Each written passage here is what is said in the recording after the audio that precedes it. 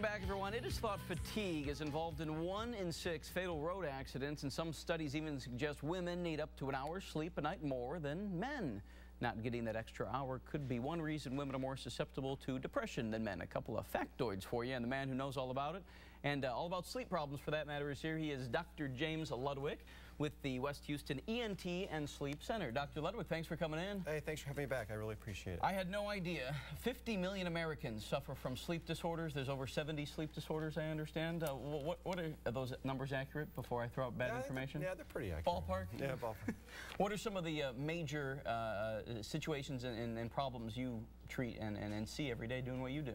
Well, by far the most common complaint or symptom that we see is patients with sleep apnea, but we also treat patients that have, insomnia, they can't fall asleep, can't stay asleep, they're tired during the day, restless leg syndrome. So we, they have bad sleep hygiene, they're not sleeping enough, all sorts of things that can make people not feel rested during the day. That's what I was going to ask you. What are the telltale signs for people that will have sleep disorders? I mean, obviously, if you're working long hours, or I asked you earlier about Fox 26 morning news hours. I get up at 2:15 every morning, which definitely makes me feel a little bit more fatigued. But there's a lot of factors that go into having a particular disorder. Right. Yeah, actually, most patients, they have a kind of a cocktail of problems. It's not just they have sleep apnea or they have a bad sleep schedule. They may have bad sleep habits. They may have reflux waking them up at night. There's actually a lot of things that can go into making people not sleep well, not feel well during the day. So they're usually tired, sleep is restless, they don't wake up feeling very good. Those are the main kind of symptoms that people have. And oftentimes, I understand, people will generally just go to their general practitioner and say, hey, I'm having a problem sleeping, which they kind of get sent all around to go to the specialist, this, that, and the other. A little different at your place. I mean, you guys are all centrally located right there when you're dealing specifically with sleeping disorders. Tell us about what you all do at your place. Yeah, so at the West Houston ENT and Sleep Center, patients are going to see me. And I'm going to go over their sleep history with them. When they go to bed, when they wake up, what's going on at night, are they having reflux, they have pain, any other issues that are getting in the way of their sleep. Do they snore? Do they stop breathing? Is their sleep restless?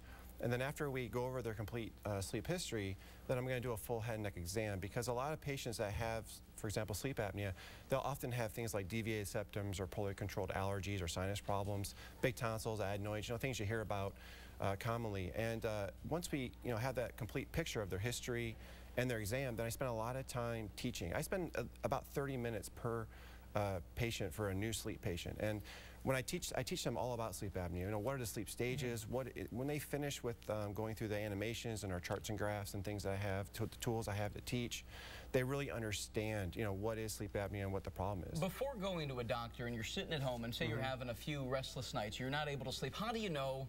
Is it a fine line going from I have a disorder to I'm just a little not well rested at this time? How do you know when to seek professional help? Well, I mean, there are definitely some telltale signs. No, one bad night's sleep doesn't mean you need help. But these patients, that have sleep apnea, it's a chronic, medical problem. They have, they're sleepy all the time. Their sleep is always restless. They may have high blood pressure, heart disease, heart failure, arrhythmias, all sorts of chronic medical conditions that are caused by having obstructive sleep apnea. And very quickly, because we're just about out of time, when you're dealing with sleep disorders, is this something that is covered by insurance?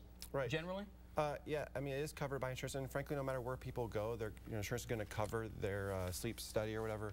But at the West Houston ENT and Sleep Center, what's nice is that because we're office-based, our facility is on-site, whatever your benefits are, they'll be the least expensive at our facility. All right, good information, Dr. James Ludwick. Thanks again for coming on, and I appreciate shedding some light, so to speak, on this problem.